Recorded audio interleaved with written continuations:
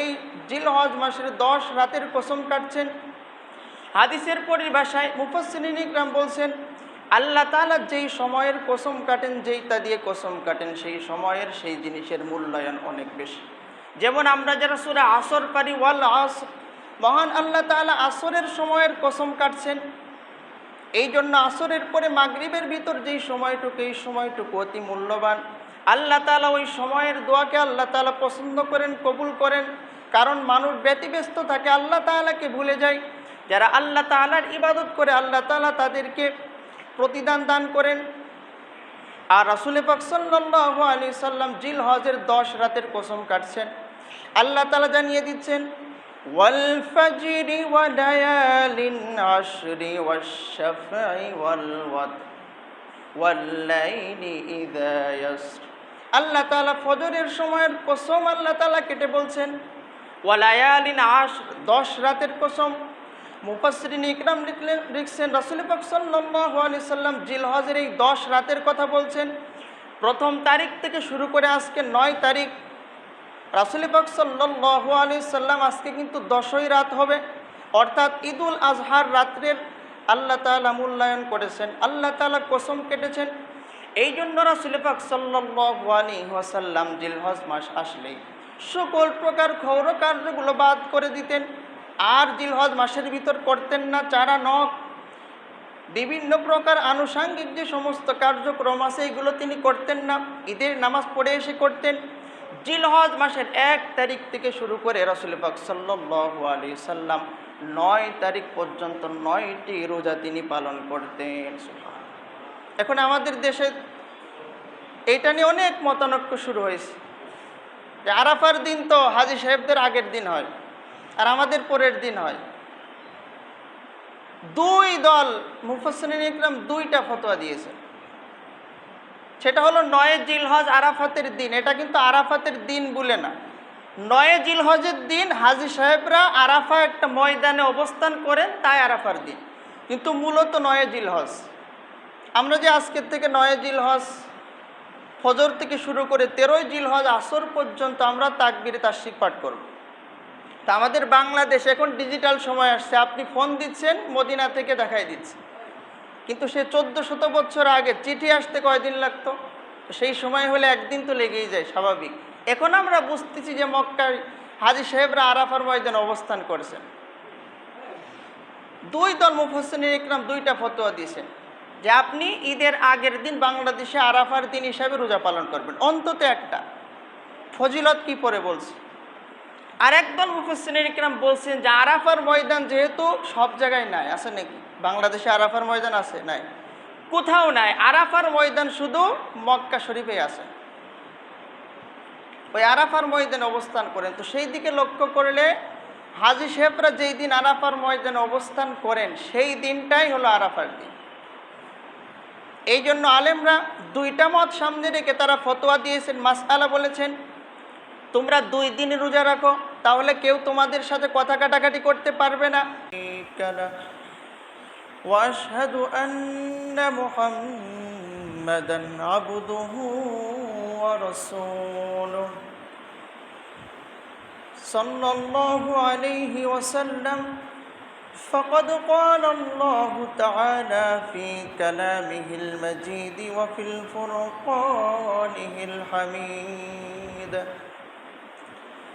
إن الله وملائكته يصلون على النبي يا أيها الذين آمنوا صلوا عليه وسلموا تسليما درد اللهم صل على سيدنا مولانا محمد وعلى آل سيدنا شفيعنا محمد। দেখি নাই তোমারে কোনদিন কোনদিন কোনদিন কোনদিন, দেখি নাই তোমারে কোনদিন, ওগো নবীজি আমার, তুমি আছো হৃদয়ের গভীরে, তুমি আছো হৃদয়ের গভীরে, ভুলবো তোমায় বলো কি করে। আল্লাহুম্মা সাল্লি আলা সাইয়্যিদিনা মাওলানা মুহাম্মদ ওয়া আলা আলি সাইয়্যিদিনা শফিঈনা মুহাম্মদ সাল্লাল্লাহু আলা মুহাম্মদ সাল্লাল্লাহু আলাইহি ওয়াসাল্লাম, সাল্লাল্লাহু আলা মুহাম্মদ। সমস্ত প্রশংসা সে আল্লাহ তাআলার দরবারে, যে শাহিনশাহ পরওয়ারদিগার মহান রব্বুল আলামিন পবিত্র জিলহজ মাসের দ্বিতীয় জুমা ঈদুল আজহার আগের দিন মহান রব্বুল আলামিন আমাদেরকে সুস্থতার নিয়ামত দান করে তারই ঘর মসজিদের সপ্তাহের শ্রেষ্ঠতম দিনে এসে এমন একটি সময় আমরা আসতে পেরেছি যে সময় লক্ষ লক্ষ হাজিগণ মক্কা শরীফে অবস্থান করছেন, তাওয়াফ করছেন। লাব্বাইক আল্লাহুম্মা লাব্বাইক লা শারীকা লাক লাব্বাইক, এই ধ্বনিতে কাবা ঘর যখন মুখরিত হচ্ছে, তেমনি সময় বাংলাদেশের এক কোণে বসে আমরা মসজিদে আসতে পারলাম, কয়েক মরতবা দুরূদ শরীফ নামাজ কালাম পড়লাম। আল্লাহ তাআলার দরবারে আসুন শুকরিয়া আদায় করি, বলি আলহামদুলিল্লাহ। সাথে সাথে শতকোটি দুরূদ ও সালাম আমার আপনার শাফাআতের কাণ্ডারি, সকল নবীদের নবী, রাসূলদের রাসূল, নবীকুলের শিরোমণি, খাতামুন নবিয়্যিন, শফিউল মুজনিমিন, আফতাবে নবুওয়াত, পিয়ারা হাবিব জনাবে মুহাম্মদুর রাসূলুল্লাহ সাল্লাল্লাহু আলাইহি ওয়াসাল্লামের উপর। পবিত্র জিলহজ মাসের প্রত্যেক বছরে এরকম সুন্দর ধারাবাহিকভাবে যে জিনিসটা হয় না, সেটি হলো বুধবারের দিন বৃহস্পতিবারের দিন কাবা শরীফে আরাফার ময়দানে প্রথম খুতবা হয়েছে, আর শুক্রবারের দিন আমাদের বাংলাদেশে আজকে জুমার দিন, আর ইনশাআল্লাহ আগামীকাল ঈদুল আজহার দিন আর একটা খুতবা। অর্থাৎ এ ঘটনা প্রত্যেক বৎসরে হয় না। যে মহান রব্বুল আলামিন পরপর আমাদের প্রত্যেক দিন একটা করে খুতবা শোনার তৌফিক দিলেন, বৃহস্পতিবার আরাফার খুতবা, শুক্রবার জুমার খুতবা, আর শনিবার ইনশাআল্লাহ ঈদুল আজহার খুতবা, সে আল্লাহ তাআলার দরবারে আবার শুকরিয়া আদায় করি, বলি আলহামদুলিল্লাহ। তো পবিত্র জিলহজ মাস রাসূল পাক সাল্লাল্লাহু আলাইহি সাল্লাম 4টে আমল কখনোই ছাড়তেন না। রাসূলুল্লাহ সাল্লাল্লাহু আলাইহি ওয়াসাল্লাম হাদিসের ভিতরে ইরশাদ করছেন, সাহাবা ইকরাম বলছেন, আমার আপনার হাবিব সাল্লাল্লাহু আলাইহি ওয়াসাল্লাম 4টে আমল জীবনে কখনো ছাড়েন নাই। 63 বছর জিন্দেগিতে প্রত্যেক বছর এই 4টি আমল তিনি করতেন। প্রথমত, আমরা জানি ফজরের নামাজ হলো 4 রাকাত, প্রথমে 2 রাকাত সুন্নত, 2 রাকাত ফরজ। রাসূলুল্লাহ সাল্লাল্লাহু আলাইহি ওয়াসাল্লাম ফজরের পূর্বে ঘুমের কারণে হোক, ব্যস্ততার কারণে হোক, কোনো দিন ইচ্ছাকৃতভাবে বা কোনো দিন ভুলেও, হাদিসের ভিতরে আসছেন রাসূল পাক সাল্লাল্লাহু আলাইহি ওয়াসাল্লাম ফজরের 2 রাকাত সুন্নত নামাজ তিনি কখনোই ছাড়েন নাই। অর্থাৎ নবীজি 4টে আমল প্রত্যেক দিন তিনি করতেন, প্রত্যেক সময় আসলে তিনি করতেন, কখনোই ছাড়েন নাই। তার ভিতরে একটা হলো ফজরের ফরজ নামাজের আগে যে সুন্নত 2 রাকাত, এই 2 রাকাত আমরাও কখনো ছাড়ব না। দ্বিতীয়ত হলো আশুরার রোজা। আমরা 10 মুহররম আশুরার দিন আলহামদুলিল্লাহ বিগত কয়েক বছরই এখানে ইনশাল্লাহ সকলের বলা হয় সকলেই যাতে রোজা রাখে।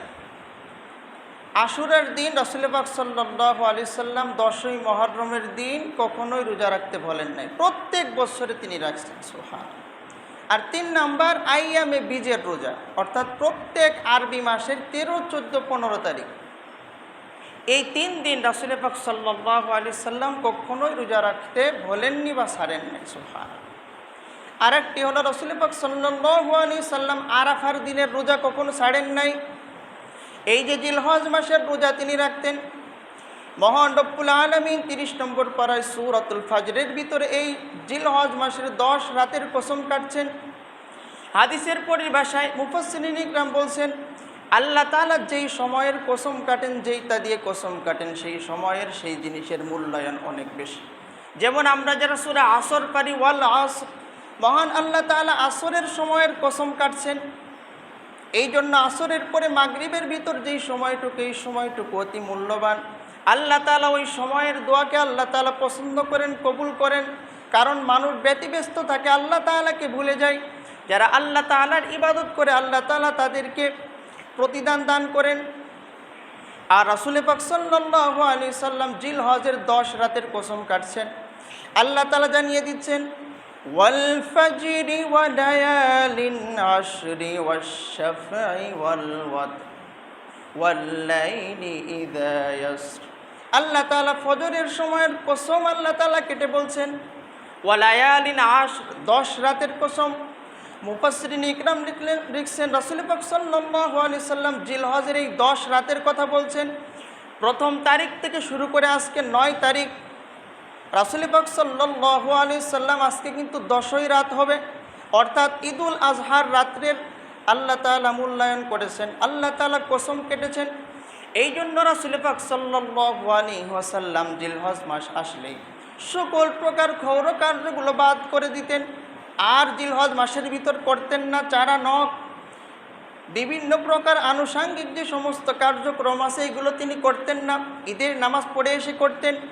জিলহজ মাসের 1 তারিখ থেকে শুরু করে রাসূল পাক সাল্লাল্লাহু আলাইহি সাল্লাম 9 তারিখ পর্যন্ত 9টি রোজা তিনি পালন করতেন। সুবহানাল্লাহ। এখন আমাদের দেশে এইটা নিয়ে অনেক মতানৈক্য শুরু হয়েছে যে আরাফার দিন তো হাজী সাহেবদের আগের দিন হয় আর আমাদের পরের দিন হয়। 2 দল মুফাসসিরিন ইকরাম 2টা ফতোয়া দিয়েছে।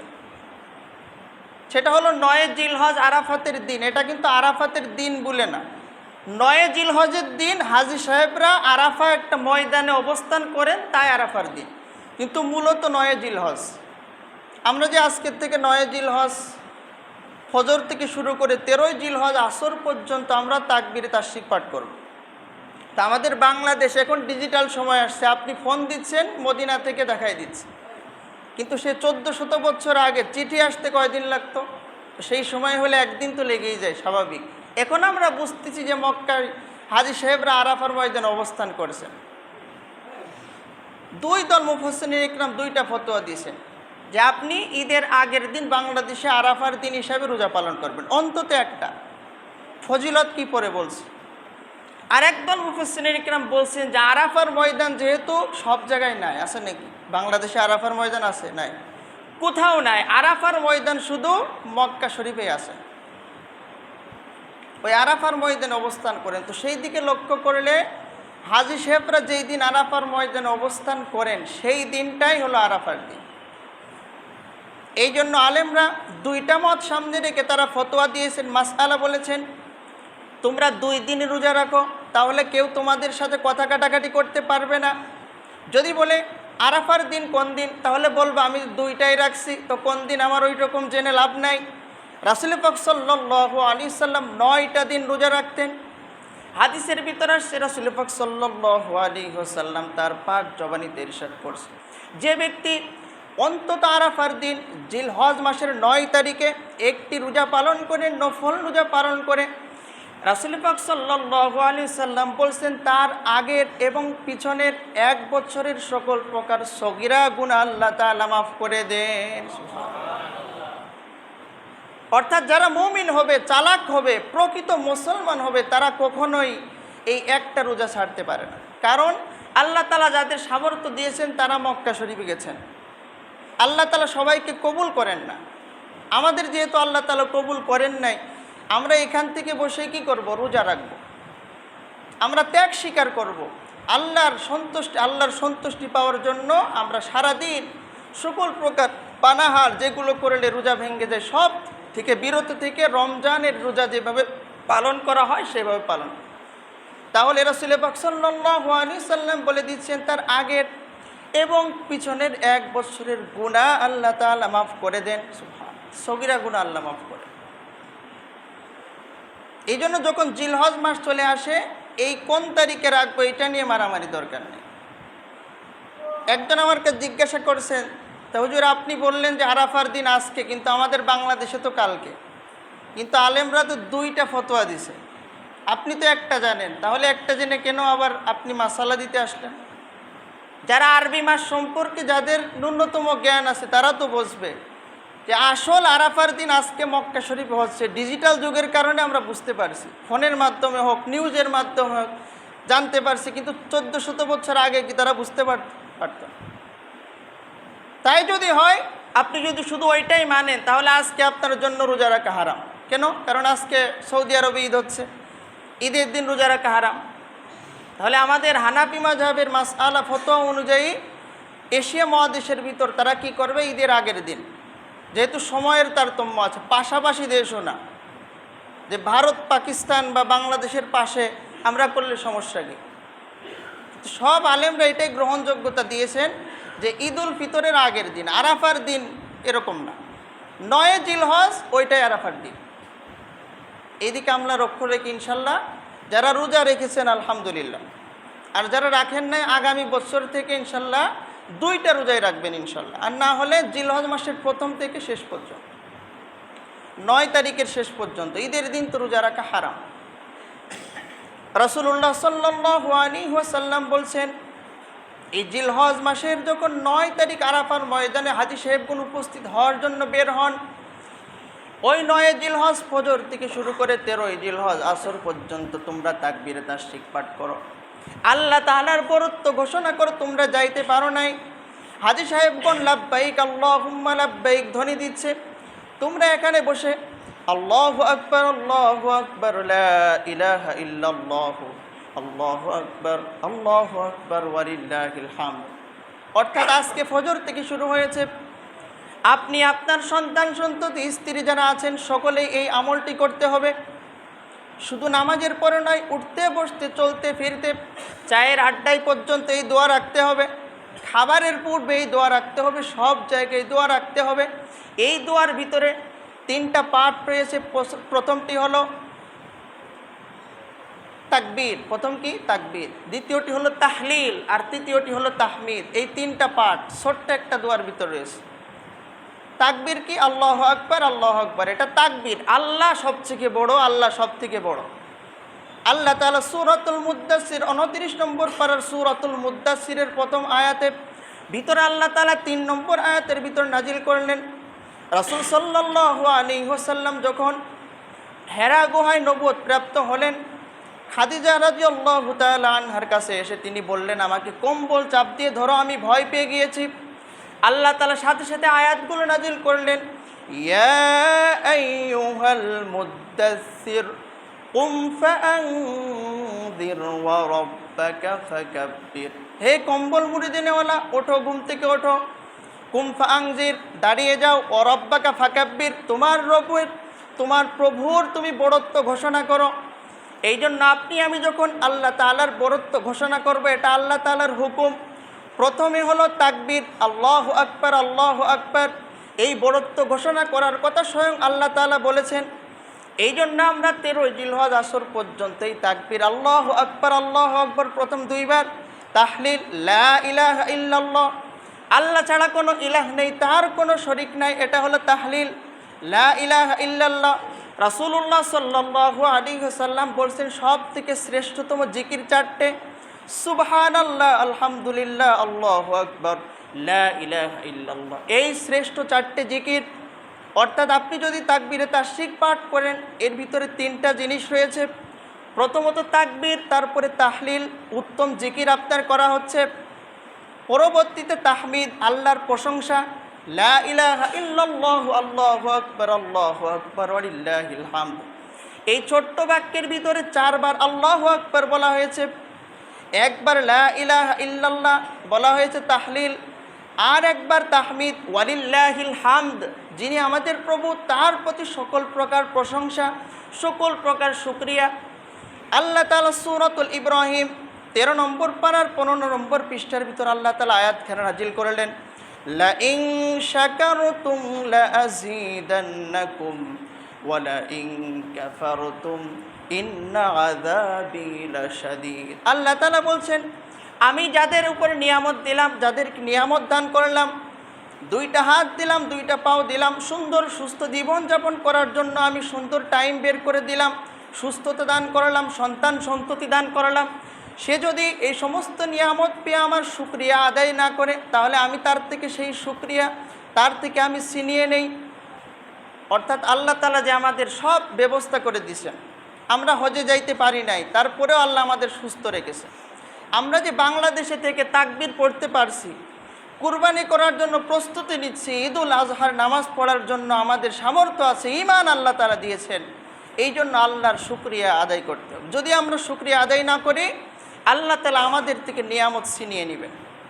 যে নিয়ামত দিয়েছেন তখন বুঝতে পারবেন যে কী জন্য এই হাতের কত মূল্য, পায়ের কত মূল্য, সময়ের কত মূল্য, সুস্থতার কত মূল্য। আর আপনি যদি তাকবীরে তাশরিক পাঠ করি, এর ভিতরেই 3টা হয়ে যাচ্ছে, আমল হচ্ছে, আল্লাহর প্রশংসাও করা হয়ে যাচ্ছে, আল্লাহর শুকরিয়া আদায় করা হয়ে যাচ্ছে। তাহলে আল্লাহ তাআলা বলছেন, যে ব্যক্তি নিয়ামত পেয়ে শুকরিয়া আদায় করলো, তার কমে না, আল্লাহ তাআলা বাড়িয়ে দেন। সুবহানাল্লাহ। এই জন্য খুব খেয়াল রাখেন, 9 জিলহজ ফজর থেকে 13 জিলহজ আসর পর্যন্ত এই জিলহজ মাস, প্রত্যেক মাসে এরকম রাসূল পাক সাল্লাল্লাহু আলাইহি সাল্লাম এই আমলের কথা বলেন না। সব সময় পড়া যায়, কোনো সমস্যা নাই, কিন্তু মূলত এই সময় পড়লে অনেক সওয়াব, অনেক নেকির ভাগীদার কিন্তু হওয়া সম্ভব। রাসূল পাক সাল্লাল্লাহু আলাইহি ওয়াসাল্লাম ঈদুল আজহার দিনে কয়েকটি সুন্নত রয়েছে। রাসূলুল্লাহ সাল্লাল্লাহু আলাইহি ওয়াসাল্লাম বলছেন, বছরে 2টা হলো খুশির দিন তোমাদের জন্য। অপসংস্কৃতি ইহুদি নাসাদের থেকে তোমাদেরকে ওই সমস্ত উৎসব আনলে হবে না। মুসলমান হিসাবে মিল্লাতা আবিকুম ইব্রাহিম, ইব্রাহিম আলাইহিস সালাতু সাল্লামের যেহেতু সুন্নত পালন করতে হয়, এই কুরবানির ঈদে আমরা কুরবানি করব, আর সব সময় চিন্তা ভাবনা করব ইব্রাহিম নবী তার আপন সন্তান, তার নিজের সন্তান, স্নেহের সন্তানকে কুরবানি করছিল।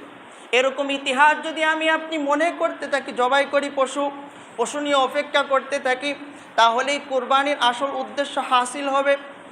এই জন্য রাসূল সাল্লাল্লাহু আলাইহি সাল্লাম বলছেন, যখন ঈদুল আজহার দিন আসে, অবশ্যই ফজরের নামাজ জামাতের সাথে আদায় করার চেষ্টা করতে হবে। ঈদের নামাজ ওয়াজিব, ফজরের নামাজ ফরজ, খুব খেয়াল রাখতে হবে। আপনি যদি মনে করেন একটু পরে নামাজে যাইতে হবে, ফজরে না পড়ে একবারে গুনাহ মাফ করব, তো অবস্থা কেমন হয়? একজন ব্যক্তি রাস্তা দিয়ে হেঁটে যাচ্ছে, মসজিদের ভিতর ওয়াজ চলছে যে পাগড়ি পরিধান করে নামাজ পড়লে 70 গুণ বেশি নেকি। সেই লোক কী করছে? পণ্যের থেকে কাপড় খুলে পাগড়ি বাঁধছে। হলো, আগে ফরজ তরক হয়ে গেছে, কবিরা গুনাহ হচ্ছে। আগে ফরজটা ঠিক আমাদের করতে হবে অবশ্যই, তারপরে যদি আপনি পাগড়ি পরেন তো অবশ্যই 70 গুণ বেশি সওয়াব, বেশি নেকি। রাসূলের একটা সুন্নত তাজা করা, সেই সমপরিমাণ সওয়াব কিয়ামতের দিন আল্লাহ চাইলে অবশ্যই শহীদের মর্যাদা আল্লাহ দিতে পারেন। তাহলে ফরজটা অবশ্যই ঠিক রাখতে হবে, তওবা ইস্তিগফার করে। ওই রাত্রেরও অনেক মূল্য রয়েছে, 10 রাতের কসম আল্লাহ কাটছে। তাহলে ঈদুল আজহার ফজরের নামাজ অবশ্যই আপনাকে আগে পড়তে হবে, টার্গেট আগে ঈদের নামাজ রাখলে হবে না। নামাজ পড়ার পরে আপনাকে উত্তম রূপে গোসল করে বাড়ির কাজকর্ম অবশ্যই করতে হবে। শুধু স্ত্রীর আবার একা দায়িত্ব দিয়ে টর্চার করা, মারধর করা, এইরকম আবার জায়েজ নেই যে হুজুর ওয়াজ করেছে তাড়াতাড়ি এই কাজগুলো করতে হবে, তো ওইগুলা কোথায়? নামাজের পরে এসে গোসল করতে হবে, এর মাঝখানে যে কাজগুলো অবশ্যই আপনাকে করতে হবে, কিন্তু সাবধান, হাত পায়ের নখ চারা এগুলো নামাজ পড়ে আসেই কাটতে হবে। এগুলো আগে আবার পরিষ্কার পরিচ্ছন্ন হয়েন না, তাহলে এই যে জিলহজ মাসের প্রথম থেকে এই পর্যন্ত অপেক্ষায় আছেন যে চারা কাটবো আর কুরবানি করার নেকি পাবো, এই সব থেকে মহরুম হবে। নামাজ পড়ে আসেই করতে হবে, এই জন্য ছাড় আছে। এই জন্য দ্বিতীয়ত সুন্দর করে গোসল করে পাক পবিত্র হয়ে মিসওয়াক করা। রাসূলুল্লাহ সাল্লাল্লাহু আলাইহি ওয়াসাল্লাম বলছেন, ঈদের দিন সুন্দরভাবে গোসল করে পাক পবিত্র হয়ে মিসওয়াক করা, উত্তম পোশাক পরিধান করে ঈদগাহর ময়দানে যাওয়া সুন্নাত। সুবহান। কারণ আল্লাহ তাআলা নিজে পবিত্র, আল্লাহু ইউহিব্বুত তাওয়াবিনা ওয়া ইউহিব্বুল মুতাতাহহিরিন। পবিত্রতা অর্জন করতে হবে। আগের থেকে নিজের বাড়ির আঙ্গিনা আশপাশ সব জায়গাতে পরিষ্কার করার চেষ্টা করা, ঘর পরিষ্কার করার চেষ্টা করা। এই জন্য এগুলো সব আল্লাহ তাআলার আদেশ। এগুলো করলে অবশ্যই আল্লাহ তাআলা ঈমান বাড়িয়ে দেন। সুবহানাল্লাহ। রাসূলুল্লাহ সাল্লাল্লাহু আলাইহি সাল্লাম বলছেন, তোমরা যখন রাস্তা দিয়ে বের হবা, বের হয়ে যাইতে যাইতে তাকবীরে তাশরিক পড়তে হবে। আল্লাহু আকবার, আল্লাহু আকবার, লা ইলাহা ইল্লাল্লাহ, আল্লাহু আকবার, আল্লাহু আকবার, ওয়ালিল্লাহিল হামদ। যাওয়ার সময় সম্ভব হলে এক রাস্তা দিয়ে যাবেন, আসার সময় অন্য রাস্তা দিয়ে আসার চেষ্টা করতে হবে। রাসূলুল্লাহ সাল্লাল্লাহু আলাইহি সাল্লাম ছোট ছোট বাচ্চাদেরকে নিয়ে যেতেন, যাদের বয়স 7 থেকে শুরু করে 7, 8, 9, 10 এই ধরনের বাচ্চাদেরকে রাসূল সাল্লাল্লাহু আলাইহি সাল্লাম সাথে নিয়ে যেতেন। সেফটি করে দাঁড়াতেন যাতে নামাজের কোনো সমস্যা না হয়। সবাই যদি হেল্প করে তাহলে কোনো সমস্যা হয় না। যদি সবাই মনে করে আমার সন্তান আসছে, তার আত্মীয় আসছে, কোন গোষ্ঠী কোন বংশ এটা কোনো বিষয় না। আমাদের পরে তারাই এই দায়িত্বগুলো নেবে, তারাই এই ঈদগাহ এই মসজিদ আবাদ করবে, পরিচালনা করবে। অবশ্যই তাদের ঈদের ময়দানে নিয়ে যাইতে হবে। ছোট হলেও 7 থেকে নিয়ে যান, বেশি ছোট নেওয়ার দরকার নাই। রাসূলের হাদিস, রাসূল সাল্লাল্লাহু আলাইহি সাল্লাম এই বয়স্ক বাচ্চাদের নিয়ে যেতেন আর তাদের সাথে তাকবীর তাশরিক পাঠ করতেন। সুবহানাল্লাহ। রাসূলুল্লাহ সাল্লাল্লাহু আলাইহি সাল্লাম বলছেন, ঈদের নামাজ শেষ হওয়ার পর খুতবা শুনতে হবে। খুতবার ভিতর আল্লাহ তাআলা অনেক ফায়দা, অনেক নেকি রেখেছেন। আল্লাহ তাআলা দোয়াকে খুতবার ভিতরে কবুল করেন। রাসূলুল্লাহ সাল্লাল্লাহু আলাইহি ওয়াসাল্লাম তিনিও কিন্তু এই দোয়াগুলো করেছেন, তারপরে আমাদেরকে আমল করতে বলেছেন। যখন আমরা ঈদগাহের মাঠ থেকে ফিরে আসবো, আবার তাকবীরে তাশরিক পাঠ করব। আল্লাহু আকবার, আল্লাহু আকবার, লা ইলাহা ইল্লাল্লাহ, আল্লাহু আকবার, আল্লাহু আকবার, ওয়ালিল্লাহিল হামদ। এই তাকবীরে তাশরিক পাঠ করলে রাসূলুল্লাহ সাল্লাল্লাহু আলাইহি সাল্লাম বলছেন, আল্লাহ তাআলা গর্ব করতে থাকেন, ফেরেশতাদেরকে ডাক দিয়ে দেখান যে যাদের সামর্থ্য আছে তারা হজ করতে গেছে, আর যাদের সামর্থ্য নাই ইব্রাহিম আলাইহিস সালাতু ওয়াস সালামের সুন্নতের কথা চিন্তা করে, ঈদের দিনের মহত্ব বুঝে তারা আমার বরত্ব ঘোষণা করছে, উত্তম জিকির করছে, আমার প্রশংসা তারা করছে, তারা নাশুকরি করছে না। আল্লাহ তাআলা তাদের নিয়ামতকে আরও বাড়িয়ে দিবেন। সুবহানাল্লাহ। আল্লাহ তাআলা এগুলো করে। অবশ্যই আসার পথে রাসূল পাক সাল্লাল্লাহু আলাইহি সাল্লামের আরেকটি সুন্নত, পিতামাতা আত্মীয় স্বজন তাদের কবরটা জিয়ারত করা। যে আব্বা, যে আম্মা, যেই ভাই, পাড়া প্রতিবেশী গত বছর ঈদে আপনার সাথে ছিল, তারা আজ পরকালে আছে, আলমে বারজাখের ভিতর রয়েছেন, কবরে তারা কী অবস্থায় আছে আমরা জানি না। এই জন্য খুশির দিন, ঈদের দিন তাদেরকে ভুলে গেলে চলবে না। রাসূল সাল্লাল্লাহু আলাইহি সাল্লাম যেমনিভাবে শিশু বয়সে তার আব্বাকে ভোলেন নাই, তার মায়ের সাথে আব্বার কবর জিয়ারতে গিয়েছিলেন, এবং সাহাবাদের সুন্নত আছে কবর জিয়ারত করতেন। উসমান রাদিয়াল্লাহু তাআলা আনহুর ভিতর ইতিহাসের ভিতর আসছে, তার জীবনের ভিতর উসমান গনি রাদিয়াল্লাহু তাআলা আনহু যখন দেখতেন কবর, হঠাৎ দাঁড়িয়ে যেতেন, কান্না শুরু করতেন, দোয়া করতেন, তারপরে পা অগ্রসর করতেন, সামনে আগাতেন। এই জন্য ঈদের দিন আমরা কেউই ভুলে যাব না। অবশ্যই যার যার আত্মীয় স্বজন, গ্রামবাসী, পাড়া প্রতিবেশীর কবরের পাশে গিয়ে আমরা ইস্তিগফার করব, তওবা করব, তাহলে আল্লাহ তাআলা তাদেরকেও মাফ করতে পারেন। হাজিদের হাতের সাথে হাত মিলিয়ে, মদিনা মুনাওয়ারায় যারা গেছেন তাদের হাতের সাথে হাত মিলিয়ে আল্লাহ তাআলা পারেন। আল্লাহ তাআলা আমাদের তৌফিক দান করুক, সকলে বলে আমিন। আর সব থেকে গুরুত্বপূর্ণ যেই ইবাদত, সেটা হলো কুরবানি করা। আল্লাহর সন্তুষ্টির জন্যই কুরবানি করা, এদিকে আমাদের খুব লক্ষ্য রাখতে হবে। এই পশু কুরবানি করার সময় অনেক ভুলভ্রান্তি আমাদের হয়ে থাকে, এগুলো আমরা খুব খেয়াল রাখবো যে প্রাকৃতিক দুর্যোগ, বৃষ্টি বাদল আছে কিনা, সব দিকে খেয়াল রেখে সুন্দর সময় মতো এই কুরবানিটা করতে হবে। যেহেতু রাসূল পাক সাল্লাল্লাহু আলাইহি সাল্লামের সুন্নত, আলেমগণ ফুকাহাগণ মাসআলা দিয়েছেন, যারা কুরবানি করবেন অবশ্যই আল্লাহর সন্তুষ্টির জন্য করতে হবে, এটা বিগত জুম্মাগুলোতে বলছি। আর পশু যখন ধরতে হবে খুব সাবধান। দেখবেন কেউ আছে কাঁসা দিয়ে পশু ধরে, এটা আবার আলেমরা সম্পূর্ণ নিষেধ, এ দরকার নেই, অত তাড়াহুড়া করার কি দরকার, 3টা দিন কুরবানি করা যায়। পশু জবাই করতে হলে যারা সাথে থাকবেন অবশ্যই তাদের প্রথমে পবিত্রতা অর্জন করতে হবে, পবিত্রতার সাথে পশুটি ধরতে হবে, কারণ কুরবানি পবিত্র চান না আপনি, অপবিত্র যদি হয় ওইটা আল্লাহর কাছে গ্রহণযোগ্যতা পায়, কখনোই পায় না। এই জন্য যারা কুরবানির দায়িত্বে থাকবেন, কুরবানি করবেন বা পশু ধরবেন, সুন্দরভাবে বেঁধে নেওয়ার কথা বলা আছে।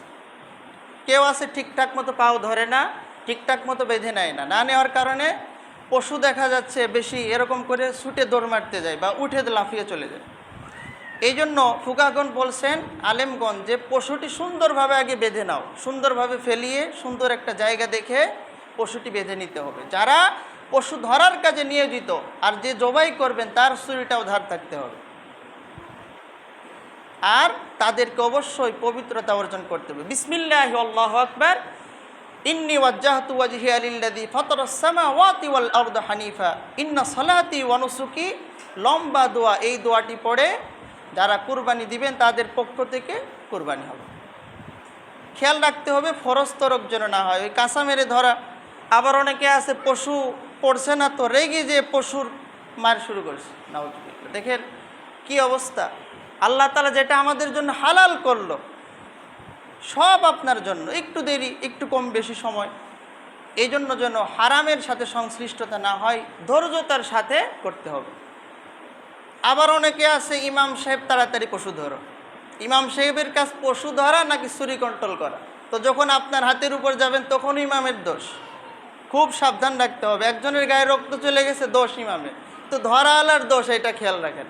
সুন্দরভাবে ধরতে হবে, তাদের খাদ্যনালী চেপে ধরতে হবে, খাদ্যনালী শ্বাসনালী, তার সাথে 2টা যে রগ থাকে ওই 2টা কাটলে, যারা বিশেষজ্ঞ আছে তারা বলছে গরুর কমপক্ষে 5 মিনিট লাগবে জান যাইতে, আর ছাগলের 2-3 মিনিট হলেই যথেষ্ট। কিন্তু কেউ আছে 1 মিনিট হয় নাই, হুজুর কাটা হয় নাই, ছুরি দেন, অজুও নেই কিছুও নেই, আস্তে আস্তে এরকম খুঁচা দিতে থাকে, তো কি হয়, গরু জবাই তো দূরের কথা, হার্ট অ্যাটাক করে মারা যায়, তখনে পশু কুরবানি হয় না, হত্যা করার গুনাহ হয়, নাউজুবিল্লাহ। এই জন্য খুব সাবধান, একটু সময় নিতে হবে। 5 মিনিট সময় লাগবে পশুর জান যাইতে, বলছে 5 থেকে 10 মিনিট, 5 থেকে 10 মিনিট, 5 মিনিট অন্তত অপেক্ষা করতে হবে।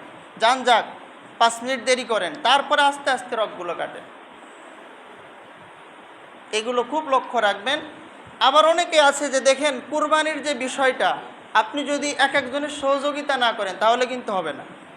আপনি এখানে আপনার গরু নিয়ে দাঁড়িয়ে আছেন, ওখানে 5 জন দাঁড়িয়ে আছে, ওই 5 জন এখানে আসে না, আর ওই 5 জনও ওখানে যায় না, আর আপনিও তো ডাকেন না, কেন, সমস্যা কি? কুরবানির দিনটাই তো ওইভাবে অতিবাহিত, কার পশু আপনি জবাই করলেন, হেল্পিং মানসিকতা সেটা আমাদের ভিতর আসতে হবে। তার বড় গরু, আমরা 5 জন যাই, যে গরুটা সুন্দরভাবে ফেলাই দিই, ফেলিয়ে ইমাম সাহেব জবাই করাক দোয়া কালাম পড়ে, অনেক সময় দোয়া ভুল চলে যাচ্ছে, তো এটা খুব খেয়াল রাখতে হবে। আপনি 5 জন আসেন, আপনি ডাক দিতে হবে যে ভাই আসেন এই গরুটা আগে জবাই করি, আপনারও আমরা যাব, কিন্তু সবাই যার যার কুরবানি নিয়ে ব্যস্ত, দেখা যায় ওই পাশে অন্য ইমাম দিয়ে জবাই করে সোলা কোটা শেষ, চলে যাচ্ছে, কি হলো, বিষয়টা কি? ইমাম সাহেবের সবসময় দরকার হয়, হুজুর আব্বু মারা গেছে, আম্মু মারা গেছে, 1টা 2টা জানাজা হুজুর পড়াবে, মাইকে হুজুরের অবশ্যই বলতে হবে, না হলে কি খাবার দাবার খাইছে কিনা সেটার দেখারও সুযোগ নাই। আবার ইমাম সাহেবের যেটা হক সেটা কেন অন্যজন জবাই করলো? আবার অনেকে আছে পশুর কথা বলেও না, যে হুজুর একটা পশু আছে জবাই করেন। দেখেন আপনি যখন ঢাকাতে প্রথম যাবেন, ঢাকার যে অলিগলি আছে আপনি চিনবেন, আর পিজি হাসপাতালে যান, সব জায়গায় ইংলিশই লেখা আছে, আপনি ইংরেজি না পারলে মনে হবে কিয়ামতের অবস্থা, কেউ বলছে না আপনি ইংরেজি বোঝেন না, আপনি পড়তে পারছেন, তো আপনি যখন বলবেন যে ইমাম সাহেব আমার একটা কুরবানি আছে, ছোট হোক বড় হোক, তখন ইমাম সাহেবের টার্গেট থাকবে এই এলাকায় এই কয়টা পশু আছে, এই বাড়ির পরে এই বাড়ি কুরবানি করতে হবে। কিন্তু কি হয়, আপনি বলেন না, আপনি চায়ের দোকানে চায়ের আড্ডায় আমি অত টাকার গরু কিনেছি, খুব দাম্ভিকতার সাথে বলছেন, প্রত্যেকটা বলছেন, কিন্তু ইমাম সাহেব জানে না, তো কি হচ্ছে, পাশের বাড়ি ছাগল জবাই করে আরেক বাড়ি চলে গেছে, তখন আপনি খুব রেগে সেগে চলে আসছেন, হ্যাঁ ইমাম সাহেব বোঝেন না আপনি, তো দোষ কার? খুব সাবধান হয়ে যেতে হবে। 3 দিন পর্যন্ত কুরবানি করা যায়, এগুলো খুব লক্ষ্য রাখেন। ইমাম সাহেবকে অবশ্যই জানান। ইমাম সাহেব তো আর দাওয়াত চাইছে নাকি, ইমাম সাহেবকে দাওয়াত করতে হবে, তো সেটা তো আপনাদের নৈতিক দায়িত্ব। আবার অনেকে আছে যে পশু জবাই করছে না, হুজুর কষ্ট করে জবাই করলো, পারিশ্রমিক হিসাবে গোস্ত দেয়, এটা আবার হারাম, সম্পূর্ণ নিষেধ। হাদিয়া হিসাবে আপনি খুশি হয়ে ইমাম সাহেবকে বাড়িতে, ইমাম সাহেব তো যাবে না সহজে, বাড়ির উপর যায় না দেখবেন, তা আপনি নিজের আত্মীয়র ভাগের থেকে কিছু প্রাপ্য হইলে আপনি দেন, খুশি হয়ে দেন, সেটা হাদিয়া হিসাবে দিতে হবে। ওই যে পারিশ্রমিক এই হিসাবে দিলে আপনার আবার গুনাহ হয়ে যাবে। এই জন্য আমরা খুব খেয়াল রাখি, আমরা সকলেই হেল্প করি, তাহলে দেখবেন কোনো পশু দেরি হবে না। আপনি আগে আগে কেটে চলে গেলেন, খাইলেন, বললেন আমাদের 1 ঘন্টায় শেষ। খুব খেয়াল রাখেন ইনশাল্লাহ, তাহলে দেখবেন আল্লাহ তাআলা ওই দিনটার ওসিলায় কাল কিয়ামতের দিন ওই পশুর গায়ে যতগুলো লোম থাকে আল্লাহ তাআলা সব গুনাহ মাফ করে দিবেন। আল্লাহ তাআলা আমাদের সকলকেই সঠিক বুঝ দান করুক। সকলে বলে আমিন। আসসালামু আলাইকুম ওয়া রাহমাতুল্লাহি ওয়া বারাকাতুহু।